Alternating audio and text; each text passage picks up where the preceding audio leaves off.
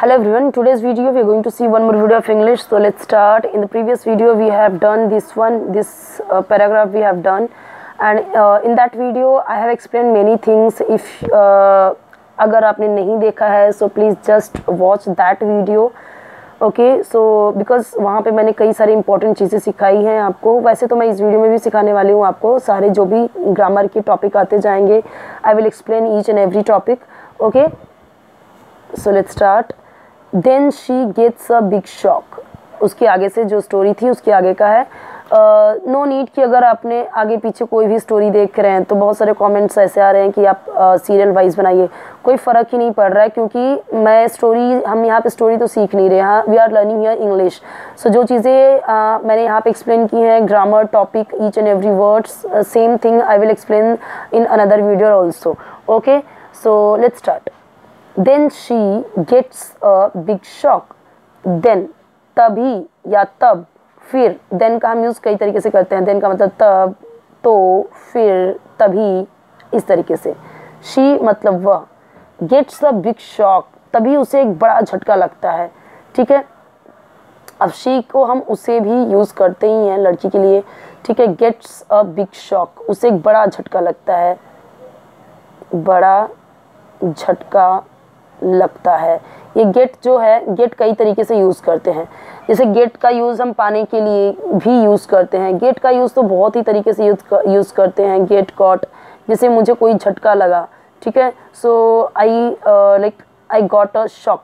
मुझे एक झटका लगा. अब यहाँ पे क्या है कि उसे एक झटका लगता है इसलिए गेट्स यूज़ हुआ. यानी सब्जेक्ट के साथ वर्ब में एस ऐड हुआ. ये क्या आपका प्रेजेंट इंडेफिनिट टेंस है. ठीक है कि वर्ब में एस ऐड हुआ. उसे एक बड़ा झटका लगता है. वो उसे कुछ तो मिल रहा है ना इसलिए यहाँ पे गेट यूज़ हुआ है. गेट का मतलब पाना, मिलना, कुछ चीज़. तो यहाँ पे उसे झटका मिल रहा है तो इसीलिए उसने क्या बोला she gets a big shock. उसे ये बिग शॉक मिला. जैसे मैंने बोला कि I get chocolates every day. मैं डेली चॉकलेट पाती हूँ in my house from my uncle. ऐसे कुछ भी बोल सकते हैं. तो गेट यूज़ कर रहे हैं ना पाने के लिए. हर क्लासरूम इज़ एम्प्टी. यहाँ पे बोला ना classroom is empty. Her classroom उसका क्लासरूम. हर का मतलब उसका. क्लासरूम का मतलब पता ही है क्लासरूम कक्षा.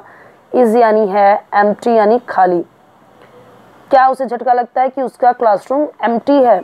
There are no students in the class. There are no students. तो यहाँ पे जब हम कोई सब्जेक्ट नहीं रहता तो वहाँ पे हम देयर यूज़ कर लेते हैं. जैसे बहुत बार मैं भी बोलती ना कि there are lots of question. There are lots of tension. तो ये देयर का यूज़ हम करते हैं. और जब बहुत सारी चीज़ों की बात कर रहे हैं तो आर यूज़ हुआ है के लिए. ठीक है. जैसे स्टूडेंट्स हैं, कई सारे स्टूडेंट्स की बात हो रही है स्टूडेंट्स, इसीलिए आर यूज़ हुआ है. There are no students. नहीं है. आर नहीं का मतलब नो और आर का मतलब है. तो नहीं है. स्टूडेंट्स. स्टूडेंट्स का मतलब सबको पता है स्टूडेंट्स. अभी हिंदी में छात्र लिखना ज़रूरी है क्या? ज़रूरी नहीं है बट मैंने लिख दिया है. ठीक है. इन यानी में, क्लास यानी class. There are no students in the class. Class में कोई स्टूडेंट नहीं है. हर classroom is empty. There are no students in the class. Where had all her classmates gone. Her where had. Okay. Where यानी कहाँ गए थे. All यानी सभी या सारे. उसके क्लासमेट्स यानी सहपाठी. गॉन. ठीक है. यहाँ पे थे आएगा सिर्फ और गए यहाँ पे. Where had all her classmates gone. उसके सभी क्लासमेट्स कहाँ चले गए थे. ठीक है. तो ये कौन सा टेंस है? पास्ट परफेक्ट टेंस है. कैसे? हैड का यूज़ हुआ है. दूसरी चीज़ यहाँ पे थर्ड फॉर्म यूज़ हुआ है गो का. गो वेंट गॉन होता है. गो यानी जाना, वेंट यानी गया, गॉन थर्ड फॉर्म में यूज़ होता है. परफेक्ट में ही थर्ड फॉर्म यूज़ होता है. सो उसने पूछा यहाँ पे where had all her classmates gone. उसके सभी क्लासमेट्स कहाँ गए थे या कहाँ चले गए थे. She runs out into the passage. She यानी वह. रन्स यानी दौड़ती है. क्या बोला था मैंने? सब्जेक्ट के बाद डायरेक्ट वर्ब आया. वर्ब में क्या मिला हमें? SAIS. तो क्या है ये? कौन सा टेंस है? Present indefinite tense.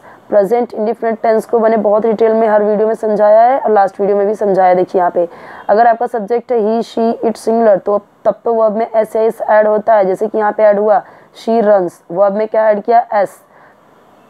अगर यहीं यहाँ पे होता आई वी यू दे प्लूरल तो उसमें वर्ब में एस एस ऐड नहीं करते।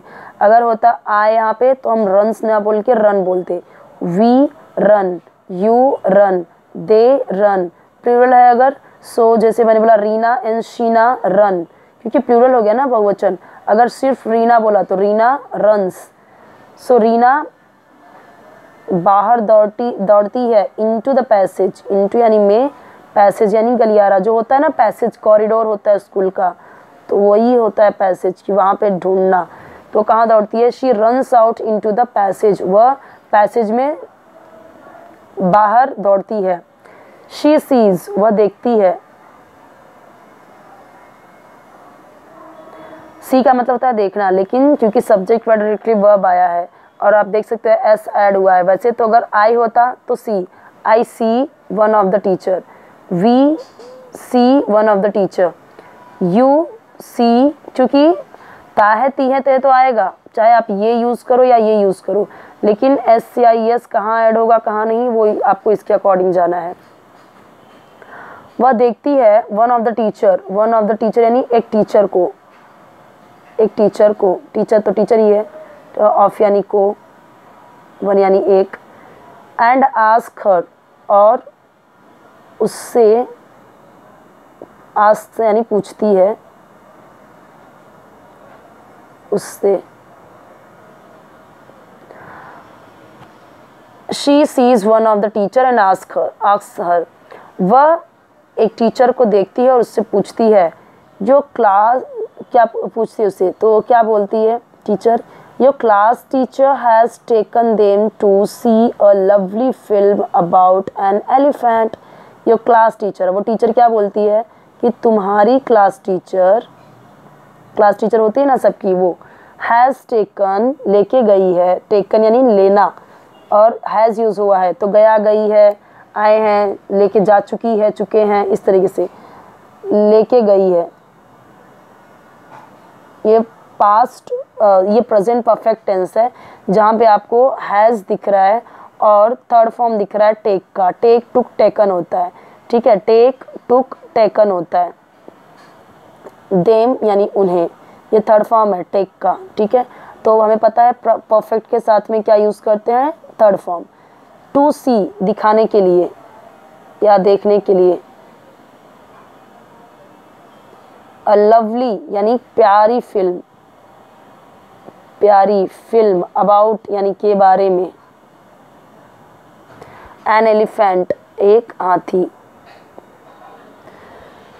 तो टीचर क्या बोलती है, your class teacher has taken them, तुम्हारी क्लास टीचर उन्हें लेके गई है, to see a lovely film, एक सुंदर फिल्म दिखाने के लिए हाथी के बारे में। तो तुम्हारी क्लास टीचर उन्हें एक सुंदर, एक अच्छी फिल्म, एक हाथी के बारे में एक लवली मूवी दिखाने लेके गई है। सेज द टीचर, टीचर कहती है, सेज यानी कहती है। अगर यही यहाँ पे सेड होता तो कहा, क्योंकि ये कैसे हो जाता, पास्ट में हो जाता कहा, लेकिन से है, से का मतलब कहना और एस यूज हुआ है तो सेज यानी कहती है the teacher. Why didn't you go, तुम क्यों नहीं गई, वाई का मतलब क्यों, डिंट यानी नहीं, तुम गई, गो का मतलब गई क्यों हुआ, क्योंकि यहाँ पे डिड यूज़ हुआ है, इसका मतलब पास्ट में यूज़ हुआ है, ठीक है। अब यहाँ पे एक चीज़ आपको ध्यान देना है कि ये हैज़ हैव कहाँ यूज़ होता है, हैज़ हैव और थर्ड फॉर्म, तो ये होता है आपका प्रेजेंट परफेक्ट टेंस। तो हैज़ किसके साथ लगता है, अभी योर क्लास टीचर, ये क्या सिंगुलर है, ठीक है, तो इसके साथ हैज़ यूज़ हुआ। तो याद रखना है आपको कि अगर आपका सब्जेक्ट है ही शी इट सिंगुलर तब यूज़ होता है has, I we you they plural उसके साथ यूज़ होता है हैव, और थर्ड फॉर्म दोनों में यूज़ होगा क्योंकि प्रेजेंट परफेक्ट टेंस है, पास्ट परफेक्ट, फ्यूचर परफेक्ट, सब परफेक्ट में थर्ड फॉर्म ही यूज़ होता है, हेल्पिंग वर्ब बस चेंज होता है, ठीक है। लेकिन जो हमने देखा था हैड, ठीक है, हमने देखा था ना हैड यहाँ पे ये पास्ट परफेक्ट टेंस है, यहाँ पे भी थर्ड फॉर्म यूज हुआ है वर्ब का, बट ये सबके साथ में हैड ही आएगा, यहाँ पे दो नहीं है। पास्ट परफेक्ट में ऐसा नहीं कि ही शी इट के साथ में कुछ और आई वी यू दे के साथ में कुछ और, सबके साथ में हैड यूज होगा, ये इसका रूल है। जैसे हमने पता है कि पास्ट इंडिफिनिट टेंस में सबके साथ में डिड यूज होता है, चाहे वो कुछ भी हो। जैसे यहाँ पे डिड के साथ में, यू के साथ में डिड यूज हुआ है, तो सारे सब्जेक्ट के साथ में डिड ही यूज होगा। जैसे मैंने बोला कि वह क्यों नहीं गई, सो वाई डिडंट शी गो, तो यहाँ पे डिड ही यूज होगा। ऐसा नहीं कि यू था तो कुछ और डिड यूज किया और शी ही इट के सिंगुलर के साथ में कुछ और यूज होगा। पास्ट इंडिफिनिट में भी ऐसा ही रूल है कि डिड सबके साथ में आएगा, और वही रूल यहाँ पे हैड का भी है कि सारे सब्जेक्ट के साथ में हेल्पिंग वर्ब हैड यूज होगा। ओके, सो यहाँ पे हमारा ये भी कंप्लीट होता है। इसका थोड़ा सा रिमेनिंग पार्ट है, वो हम देखेंगे नेक्स्ट वीडियो में। ओके।